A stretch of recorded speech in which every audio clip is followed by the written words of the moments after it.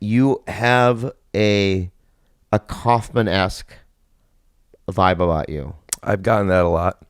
Where it's like there is an anti-performance thing that you have, where I'm not going to do it the way most people do it. I'm just going to be me, which is great, and that's why I'm here. I'm here. When you asked me, I go, yeah, I'll do Rick Glassman. What's so funny? I know your last name. It takes a second. Yeah. Okay. So, like Chris, I'll go Chris D'Elia. Right. Yeah. That's just the way I do it. Because you're thinking of it. Yeah. So my point is did you just get frustrated with me? It seems like you just got a little you put your hands up and you... No. Now, what does that mean in Korean? No. Oh my God. First of all, in terms of Korean, I know as much as you do, pretty much. You speak it fluently? Do you? That's not Korean. It means I do a little bit in the heart of the soul of the ocean. But that's Chinese, right? It's. I learned Mandarin first, but Right, yeah, that's what that is. What you were saying, and that's not Korean. Okay. You see anybody now? I FaceTime date. One of your girlfriends I really liked. What was that one when you were on Undateable? There was a girl that I really liked. I dated two girls while I was on Undateable. Yeah. Over the 3 years. One's name was Jackie. Yeah. One's name was Tori. Yeah, I like Jackie. Same. She's cool. She's great. And you're not seeing anybody now? No. So I'm ready for a wife, by the way. You're welcome. So after Undateable, right? Bobby, you have a joke where you go, Don't make fun of my stand-up. yeah, Frosty the Snowman. Oh, yeah. Will you just tell me that one real quick? Why?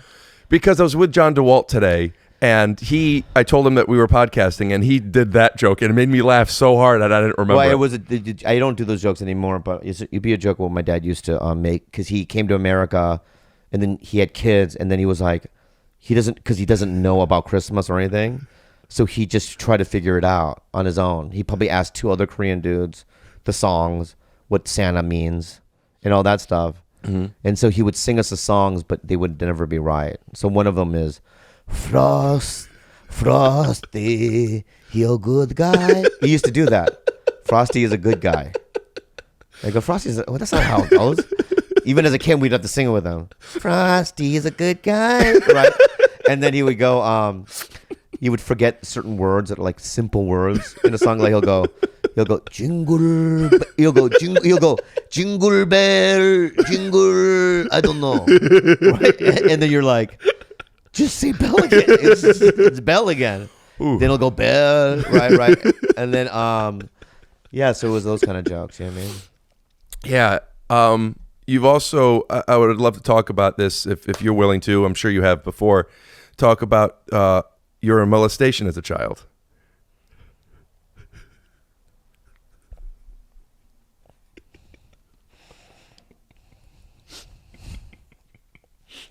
I'd like to get into when you were molested as a child.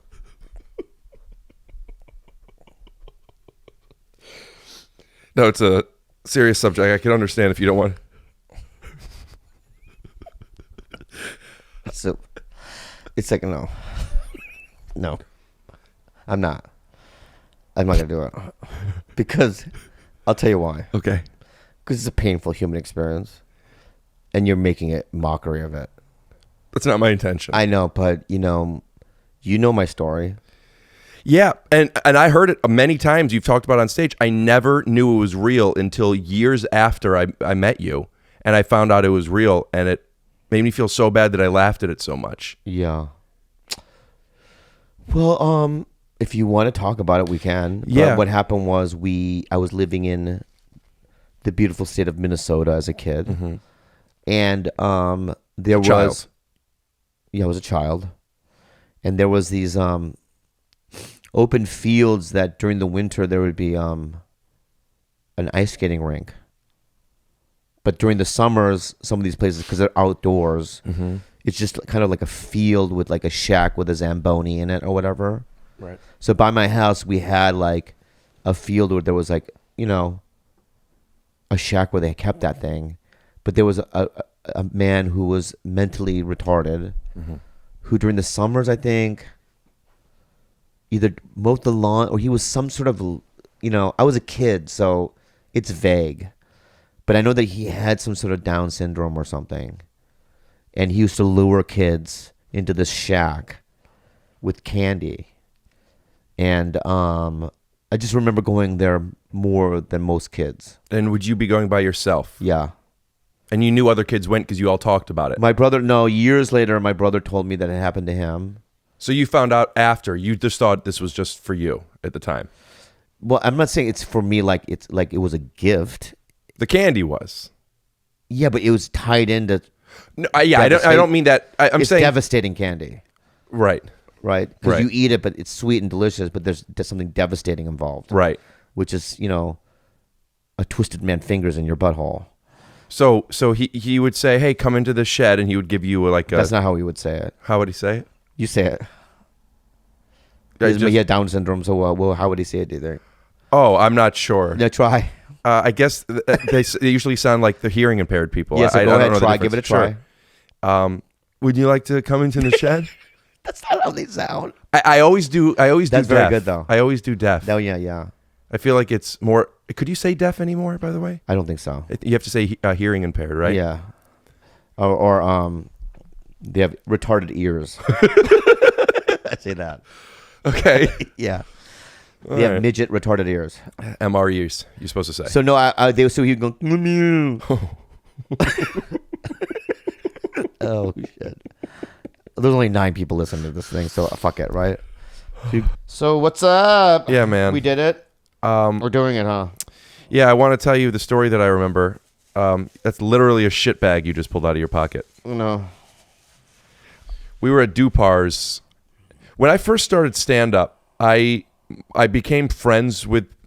Bobby, are you sleeping? When I close my eyes to listen. Okay. I first made friends with headliners because I'd play basketball with them. I became friends with Dalia, and through Dalia, I became friends with Jim Brown. Who's Jim Brown? Yeah, I don't know. I'm going to cut all that because I was seeing if you were listening to me. Dude, when I'm closing my eyes, that's when you That's have the most disrespectful That's when you have me the most. way to listen to somebody. Your No, listening because- face is literally sleeping. No, when I close my eyes and I'm listening to every word you're saying, that means I'm really serious. Okay. If I'm looking at you right now, If and I'm nodding my head, that means I'm 90% out. I understand the idea of that if Oh you're my being God. honest with me. What do you want from me? You want me to be real or not? Yeah. Well, then tell your fucking thing. I'm going to close my eyes and listen. Okay. I went to Dupar's with you, Dalia, and some other comedians. I don't remember who any of them are because at the time I was only friends with Chris. I had gone a few places with you, and you always paid for it. You always paid. And you left right away. This was at a time where, by the way, keep your eyes closed. It's just I'm feeling myself not being completely present. This is confusing for me, the way I'm telling the story. But that's why I'm speaking probably a bit slower. So I'm going to trim all the fat because this is very hard for me. Don't have to trim anything. This is great. We had gone Hurry the fuck up. We had gone a few times. You always paid. And then you gave me a couple $100 bills because there was like 10 of us. And you said, here, go pay for this. And I didn't understand your intention, and I felt taken advantage of in a weird way. That, Yeah. Yeah. I've never Yeah. edited out a story in a podcast before. You have to keep that there. But Because, can I say something about that story? yeah.